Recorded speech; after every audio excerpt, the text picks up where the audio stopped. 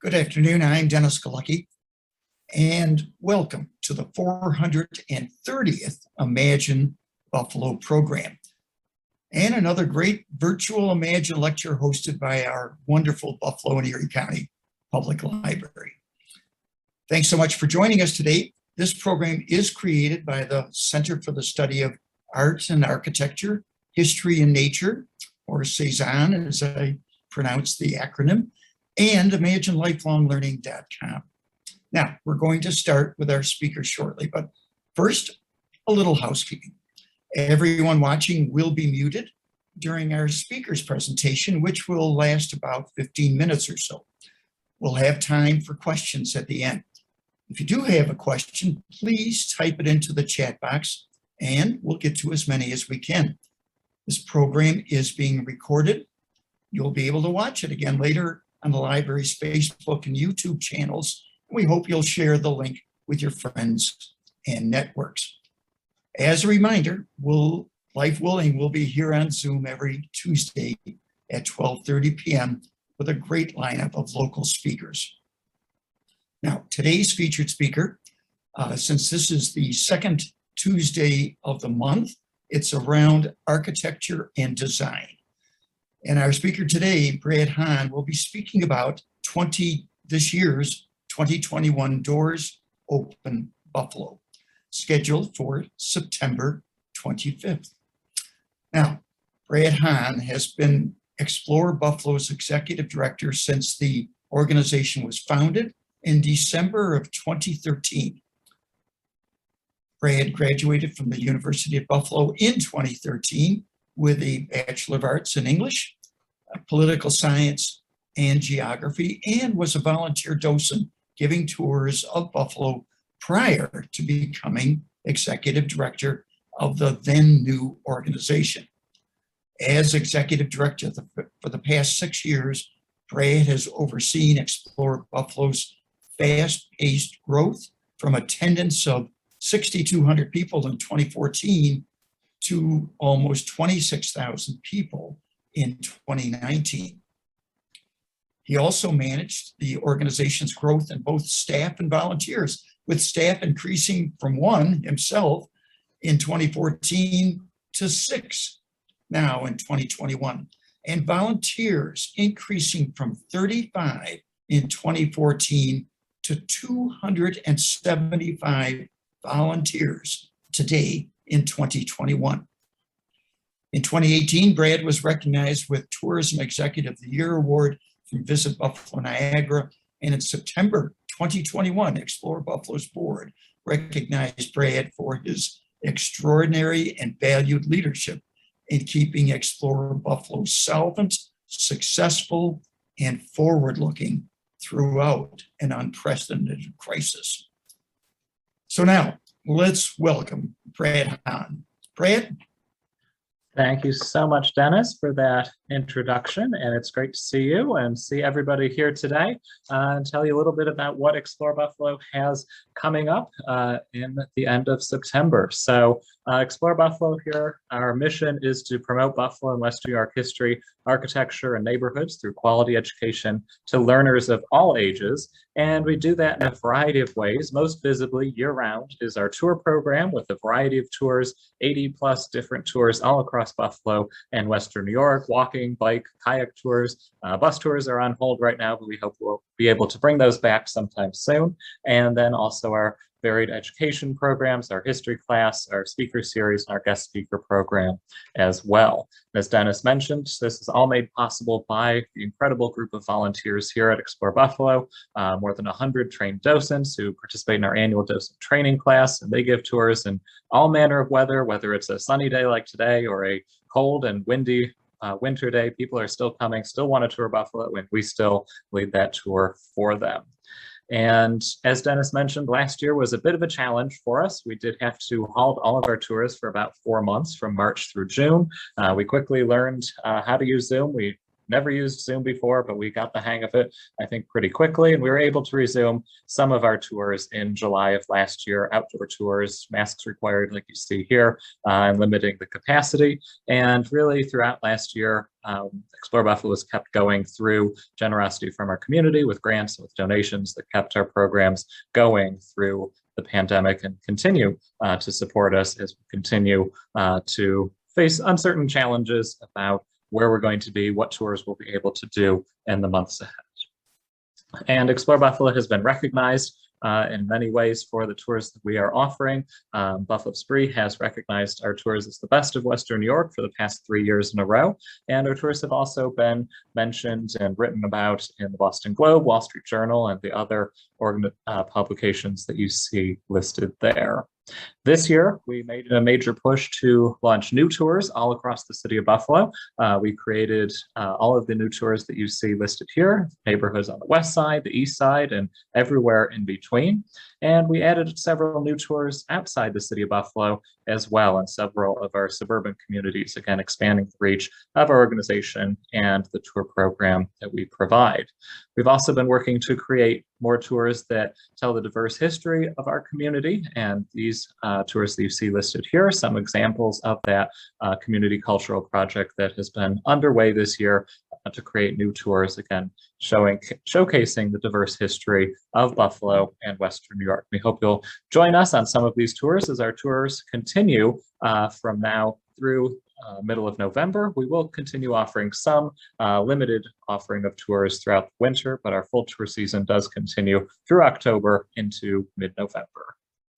And coming up on September 25th is the largest event of the year for Explore Buffalo. We did cancel it last year in 2020, but we're excited to bring back Doors Open Buffalo on Saturday, September 25th. Doors Open is an event concept that is found in many other cities, for example, Baltimore, Milwaukee, Pittsburgh, other cities across the country have Doors Open days where the city celebrates its historic architecture and invites the public to come in and tour these incredible buildings. So in 2019, we brought this event concept to downtown Buffalo. We had a day of touring downtown buildings, and we had almost 4,000 people tour downtown buildings on Saturday, June 15th of 2019.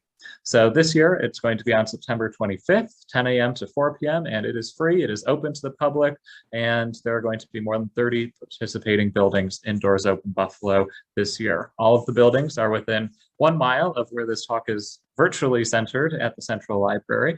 So we encourage people to park once and walk and enjoy walking around downtown. A lot of people counted their steps and easily met their goal counting steps at Doors Open 2019. You can visit the buildings at your own pace and in any order. You can go and simply visit one location that you really want to see, or you can try to see them all. I think there was one person 2019 who tried to do that, and I think was successful in making it to all of them. But the average person goes to about 5 to 8 locations for Doors Open. And of course, Doors Open is a free event, and it's made possible by generous sponsors and funders. So we're thankful to all of these businesses and organizations for their support of Doors Open Buffalo this year. So some of the highlights, some of the buildings that are participating in Doors Open Buffalo this year, again, stretching from Canal Side to the medical campus. Highlight this year will be Seneca 1. This was not open in 2019, but now thanks to the work that Douglas Development has been doing at Seneca 1, we're able to showcase several spaces within the tower, several floors of the tower, including the 37th floor near the top, the 29th floor, which is home to Serendipity Labs, a co-working space, the 23rd floor is M&T Bank's Tech Academy, the lobby, and then M&T's Tech Hub on the ground floor level. All of those will be open for Doors Open Buffalo on September 25th. Classic Buffalo building, of course, is a centerpiece of Doors Open, is our incredible City Hall. Visitors will be able to enjoy the lobby, the council chambers, and the observation deck. City Hall is normally not open on weekends, but it is an opportunity at Doors Open Buffalo to get inside and tour City Hall. The Elkett Square building, signed by the Chicago firm of Daniel Burnham and Company, will be open to enjoy for Doors Open Buffalo, as well as St. Paul's Cathedral, just out across the street from the Elkett Square building, another building by a well-known architect in America in the 1800s, Richard Upjohn, considered one of the finest Gothic architects of the United States in the 19th century. One M&T Plaza, a more modern building designed by Minoru Yamasaki. This will be open. Visitors can enjoy the lobby, and we will also have the 19th floor, which has been recently renovated near the top of the building. That will also be open for visitors at Doors Open Buffalo. Some local architects who are well known. Green and Wicks designed the Old Dome Bank, also known as Buffalo Savings Bank, now owned by M&T Bank. This will be open for Doors Open, as will the electric tower across the street from the Gold Dome Bank. So at the electric tower, visitors will be able to enjoy the lobby, as well as go upstairs to the 11th and the 14th floors of the electric tower. The Hotel Lafayette, designed by America's first professional woman architect, Louise Bethune, will be open. This is right across the street from the Central Library.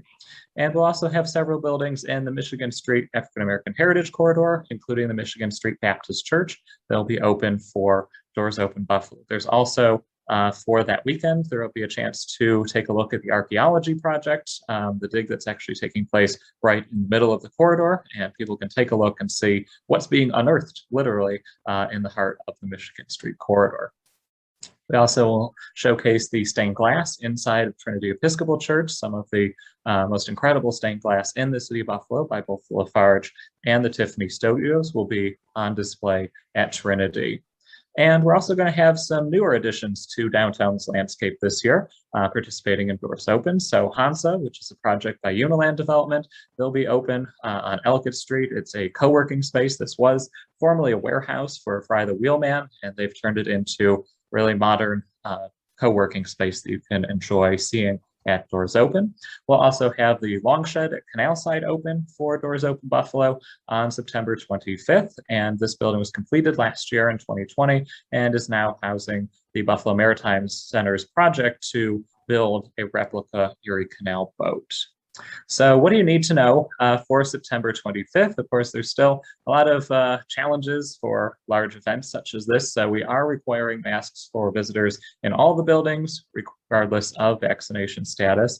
And we are requiring every visit to register this year. It'll help us to move people through more quickly, and will also give us an idea of how many people are coming. So right now we have about 3,000 people registered for Doors Open. So we're expecting a crowd similar to how many people came to the event in 2019. So this free registration is quick, it's easy. Go to doorsopenbuffalo.org, register for yourself or however many people are coming with your group. And when you arrive at your first building, you'll show that confirmation email, either print it out or just show it on your phone. You'll get a wristband, and that wristband will be your entry to all the other buildings. Again, it'll help us to move people more quickly in and out of buildings for Doors Open on the 25th. We are also requiring time tickets for several buildings. Some of the spaces where we have limited capacity, there are going to be time tickets required. Some of those spaces include that top floor of M&T Plaza, as well as going up the elevators at the Electric Tower and the 23rd floor of Seneca One Tower. And some of these locations, we are going to require time tickets because of the capacity for the buildings. The buildings set a capacity, and we have to keep the number of people within that capacity. So that means we have to require some time tickets at some of these places. The last set of time tickets will be available tomorrow, September 15th. Again, those will be available on the Doors Open website at doorsopenbuffalo.org. And if you have questions on the day of the event, I encourage you to come to our event hub that's going to be outside on Plaza in front of the Central Library. If you need help with registration, you can register the day of the event. You can do that there in front of the Central Library, as well as ask questions. Our event program can be picked up at that event hub or at any of the participating locations on September 25th. And the library itself is a participating location, so we encourage you to go inside, enjoy the 20-minute guided tours that are being offered by the library every half hour, as well as the Buffalo Presidential Center, which is on the second floor of the library. That was not open in 2019. It wasn't there, and that will be open this year on September 25th. We also do have a VIP ticket experience for the 25th. This includes exclusive access to a lounge at Soho on Chippewa, where you can relax and enjoy some light refreshments and appetizers throughout the day. And we want to encourage everyone to continue exploring on the Sunday of Doors Open weekend. So all of the downtown buildings, those are open only on Saturday, September 25th. Sunday, we have 17 cultural partners across Erie and Niagara counties, from Grey Cliff to the Roycroft campus, the Castellani Museum, and everywhere in between. Those 17 locations are offering some special admissions, some special programming, special hours on Sunday, September 26th. So we encourage everyone to get out and explore on Sunday as well. So that is the quick highlights of Doors Open Buffalo. We encourage you to join us on September 25th, as well as Explore Buffalo's upcoming tours throughout the remainder of our tour season. Fall is a beautiful time to take a tour of Buffalo, and we encourage you to come out and join us. So I'm happy to now answer any questions that anyone may have about Doors Open on the 25th or about Explore Buffalo in general. Well, that was outstanding, Brad. Thank you very much. You've come a long way with Explore Buffalo, and it's been a great joy to watch it develop, and a great asset for our community to be able to see ourselves in a very special way. This project you mentioned was tied to others, other cities doing it. Give a little more background so we get a sense of where Buffalo fits nationally with other cities like Pittsburgh that you had mentioned. Sure. So when it comes to tours, I'll start there. Buffalo is really unique in that we have an organization like Explore Buffalo offering a wide variety of tours really every single day, all throughout the summer and year round. In fact, most cities, as you may know if you travel, don't have an organization, a tour program similar to Explore Buffalo. There are a few. For example, Boston has Boston by Foot, Chicago has the Chicago Architecture Center, but many American cities, including cities that are much larger than Buffalo, don't have a tour program similar to Explore Buffalo. So it's really thanks to the support of the community and our volunteers that make it possible for people who are visiting Buffalo to enjoy a variety of tours, 80-some different tours that are available, as well as local residents and school kids who take the tours with us as well. Again, that's really thanks to our community support and our volunteers. And for Doors Open, that's a trend that has been picking up speed over the last 5 to 10 years as more cities begin to have a Doors Open event. So cities like Baltimore and Pittsburgh have been getting on the bandwagon within the last 5-6 years or so. I believe Pittsburgh this year will be their 6th year, I believe, or maybe 7th. And again, it's a celebration of community, of the architecture and the history, and a goal of bringing in people who, maybe they're not going to take a guided tour, a 90-minute walk through a neighborhood. Maybe that's just not something that appeals to them, but something where they can sort of choose their own adventure, pick the buildings they want to see, buildings they've probably driven by dozens or hundreds of times, and wondered, what's it like inside? And that's really what Doors Open is an opportunity to do. All right, thank you. Leah, we've got a good audience. Do they have any questions? We do have a few questions. Let's hear them. Will the Guarantee Building be open for tour? And if not, will it be open during future events? So the Guarantee Building is not a participating location in 2021. We hope that it will be open for future events. They do have a wonderful museum about the building in the lobby, and my understanding, at least as of a couple of weeks ago, is that is still not open to the public either. So this year it's really been, again, and every year it's up to the buildings to decide if they are comfortable having visitors inside, and some buildings this year decided that they're not ready for that quite yet, but we do hope they'll join us for a future Doors Open event. Got it. And are there any special requirements for the September 26th additional tours? So the cultural partners participating on September 26th, all the details for those are on our website, doorsopenbuffalo.org, and will be in the event program that you can pick up on Saturday, September 25th. Some of them are requiring advance reservations for guided tours, so just head to the website, take a look, and if there is a requirement for an advance reservation, that's going to be made through that organization. For example, I believe the Roycroft campus is requiring registration for their tours, so you just need to give the Roycroft a call and let them know you're planning to come on Sunday, September 26th. Thank you. Those are all the questions we have so far. Brad, City Hall's been closed only until recently to the public. Is that lobby space at least open or not? Is that just off limits again this year? For doors open, it will be.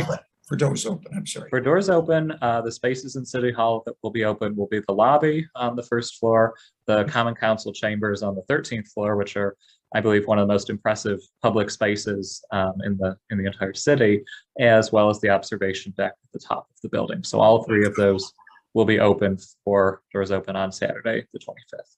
That's most unusual. Usually it's just weekdays when they were open, so that's an added benefit. How about the Seneca Tower, one Seneca Tower, the lobby space, not the high rise, but can people walk in that space fairly easily without reservation?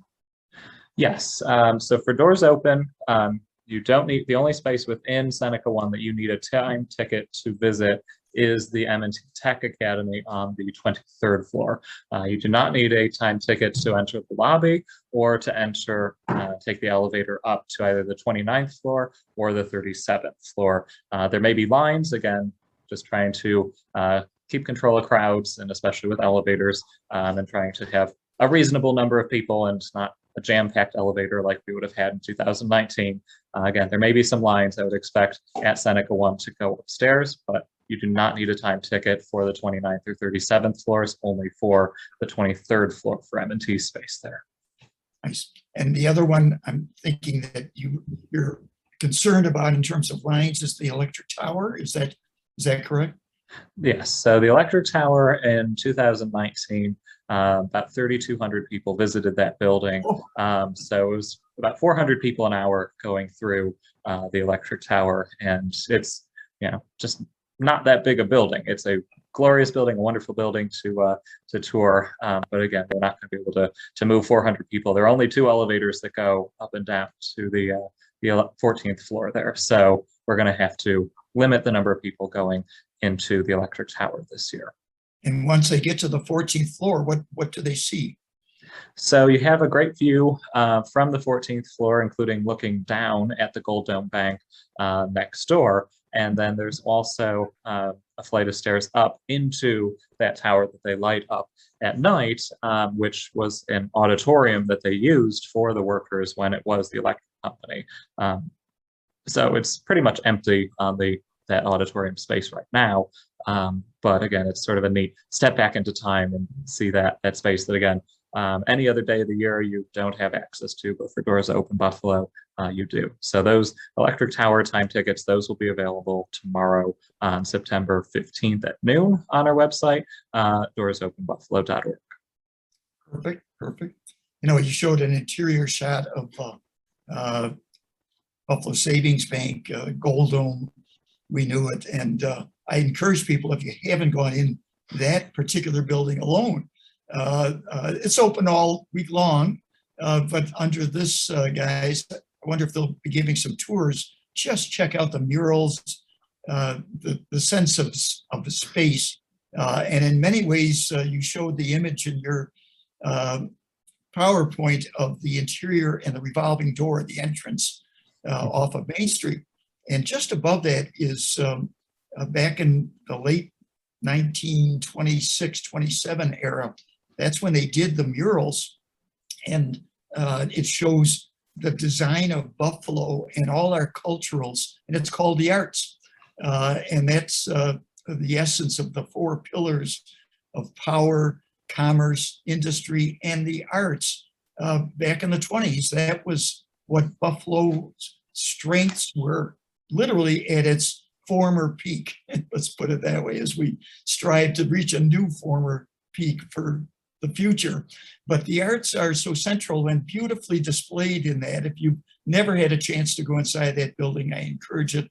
It's sort of the logo, if you will, the image that I've used often for C-SAAHN. You may have seen it on some of the images that showed just before the presentation began.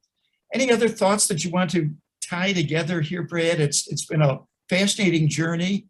You've had the good fortune with Chuck LaCusa to have an educator through his BuffaloAH.com website really help the city understand itself. It's a uniquely designed city, from Joseph Ellicott in front of City Hall all the way out to Olmsted, connecting the spokes of the hub and spoke design. Creates a lot of weird shaped lots that architects had to build buildings, from St. Paul's to the electric company to Gold Dome. Anything else you want to emphasize that people should use this opportunity, especially if doors open, but your membership idea too, that really encourages people all year long to be fully utilizing the great docents that you've trained and so want to give tours. So connect that dot, because you're really growing, and I want all of us to encourage you to grow further. Sure. So you mentioned our membership program, which is our Explorer Pass membership program. And like you said, it is a great way to support us, and you get a lot of terrific benefits as well, where with an individual membership, which is only $60 for the entire year, you can take as many walking tours and bike tours as you'd like for that full year. We have a number of members who take a different tour every year. They look at, or excuse me, every week. They look at that list of tours that we've come up with, and they try to check them all off every year. And we keep coming up with new tours to make sure they keep coming back. And it's an important way to support us and support the programs that we offer at Explore Buffalo. And also, just to wrap up and emphasize that all of this is made possible by volunteers, whether it's Doors Open or the tours that we're doing. We could not offer Doors Open Buffalo. We'll have about 400 volunteers there that day. And the tours that we're doing, more than 200 tours a month right now, again, that's all made possible by our volunteers. So if anyone is interested in volunteering, by all means, we welcome you. We look for people who are enthusiastic about Buffalo. You don't need to have an architecture degree or a history background.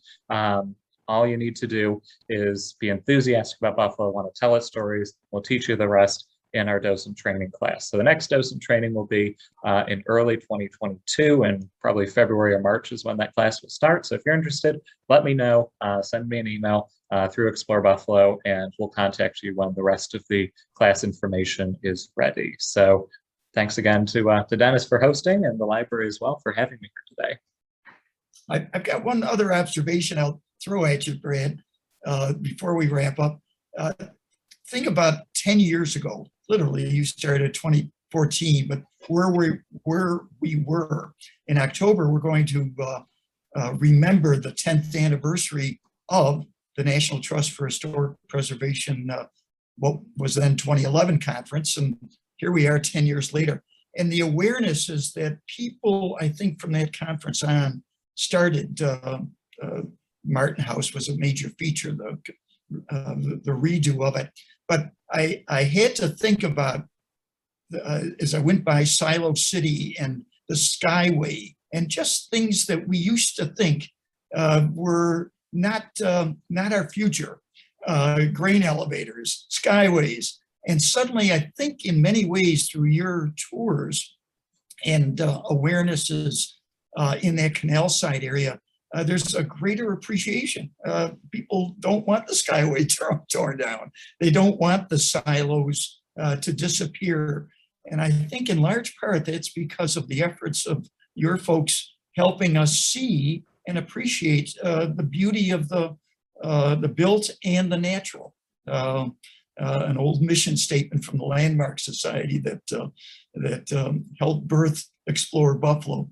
So I don't know if you want to comment on that in particular, but I think it's been a boon as I see Silo City area really developing, obviously with investment and creativity, but mainly because people are seeing it anew. But does that make sense to you? Absolutely, and I think that I like to think we've played a small part in helping to transform opinions about whether it's the downtown area, people coming downtown. I started doing tours. The Hotel Lafayette was an eyesore. It was that bright blue paint on the outside. We didn't take anybody near there, and now we start many of our downtown tours from that building. Same thing over on the Buffalo River. And when we started doing tours, nobody would have ever thought that there would be hundreds of apartments going in those buildings. and now that's what's happening. And so we certainly won't take credit for all of that, but I like to think we've played a small part in transforming opinions, whether it's visitors coming to Buffalo or our local residents. And of course, like I mentioned, it's so important to us that the next generation of our community citizens and leaders, take our tours through their schools. And I like to imagine and hope that, a future council member or a future mayor perhaps is one of those kids in second grade who's taken a tour with us. So it's so important that they have that opportunity to learn and appreciate our historic architecture across the city. Well, I second that motion, and let's hope it does happen. Folks, thank you very much for participating again. Brad, thank you for a great job. I will take the opportunity to also point to October. The whole month of October, our speakers on the Imagine program will be centered around the theme of celebrating the 10th anniversary of the National Trust for Historic Preservation. So stay tuned for that. In the meantime, next week, we have Dorinda Darden, who will be speaking about the library and place its imagination of where the library is going in the 21st century and where it is today. So we'll look forward to that presentation. Again, folks, you make this possible by viewing. So thank you so much for doing so. We hope that you continue to do so. Hope you can make it back next week. And in the meantime, have a good day and be well.